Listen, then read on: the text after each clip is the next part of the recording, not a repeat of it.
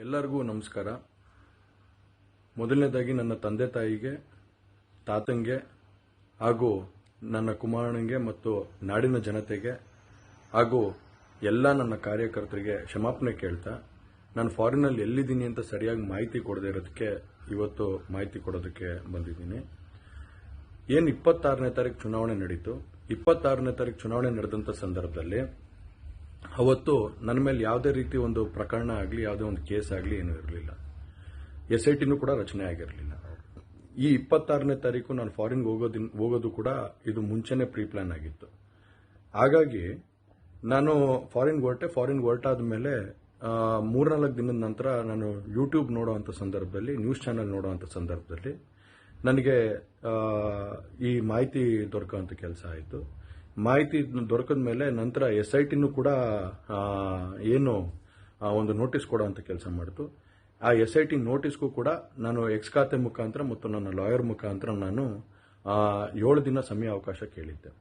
7 ದಿನ ಸಮಯ ಅವಕಾಶ ಕೇಳಿದ ಮೇಲೆ ಕೂಡ ಅದು ಮಾರನೇ ದಿನನೇ ಏನು ಕಾಂಗ್ರೆಸ್ಸಿನ ಹಿರಿಯ ನಾಯಕರಾದಂಥ ರಾಹುಲ್ ಗಾಂಧಿ ಅವರು ಮತ್ತು ಹಾಗೂ ಎಲ್ಲ ಹಿರಿಯ ನಾಯಕರುಗಳು ಏನು ಓಪನ್ ವೇದಿಕೆಗಳಲ್ಲಿ ಈ ಒಂದು ವಿಚಾರಗಳನ್ನ ಪ್ರಚಾರ ಮಾಡೋದಕ್ಕೆ ಪ್ರಾರಂಭ ಮಾಡಿದ್ರು, ಚರ್ಚೆ ಮಾಡೋದಕ್ಕೆ ಪ್ರಾರಂಭ ಮಾಡಿದ್ರು, ಒಂದು ರಾಜಕೀಯದ ಪಿತೂರಿ ಮಾಡೋಂಥ ಕೆಲಸನ ಮಾಡಿದ್ರು.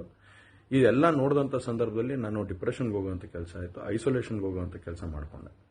ಹಾಗಾಗಿ ನಾನು ಮೊದಲನೇದಾಗಿ ನಿಮ್ಮೆಲ್ಲರನ್ನೂ ಕ್ಷಮಾಪಣೆ ಕೇಳಿದೆ, ದಯವಿಟ್ಟು ಕ್ಷಮಿಸಿ ಅಂತ ಕೇಳಿದೆ ನಾನು. ಅದಾದ ನಂತರ ಹಾಸನಲ್ಲೂ ಕೂಡ ಕೆಲವು ಶಕ್ತಿಗಳು ಎಲ್ಲ ಒಟ್ಟಿಗೆ ಸೇರಿಕೊಂಡು ಇವತ್ತು ನನ್ನ ಮೇಲೆ ರಾಜಕೀಯದ ಒಂದು ಪಿತೂರಿ ಮಾಡುವಂಥ ಕೆಲಸ ಮಾಡೋವಂಥದ್ದು ಇರ್ಬೋದು. ರಾಜಕೀಯವಾಗಿ ನಾನು ಏನು ಬೆಳೀತಾ ಇದ್ದೀನಿ, ನನ್ನ ಕುಗ್ಗಿಸ್ಬೇಕು ಅನ್ನೋ ಒಂದು ರೀತಿಯಲ್ಲಿ ಇವತ್ತು ಏನೇನೋ ಒಂದು ಪ್ರಕರಣಗಳಲ್ಲಿ ಅವರು ಎಲ್ಲರೂ ಕೂಡ ಒಂದು ಭಾಗಿಯಾಗುವಂಥ ಕೆಲಸಗಳನ್ನ ಮಾಡಿಕೊಂಡ್ರು.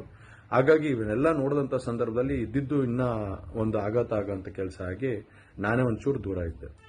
ಹಾಗಾಗಿ ಯಾರು ಕೂಡ ಇದ್ರ ಬಗ್ಗೆ ತಪ್ಪು ತಿಳಿಯೋದು ಬೇಡ.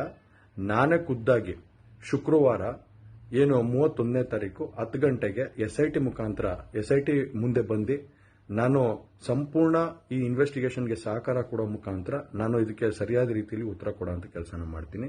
ಹಾಗೆ ನ್ಯಾಯಾಲಯದ ಮೇಲೆ ನನಗೆ ನಂಬಿಕೆ ಇದೆ.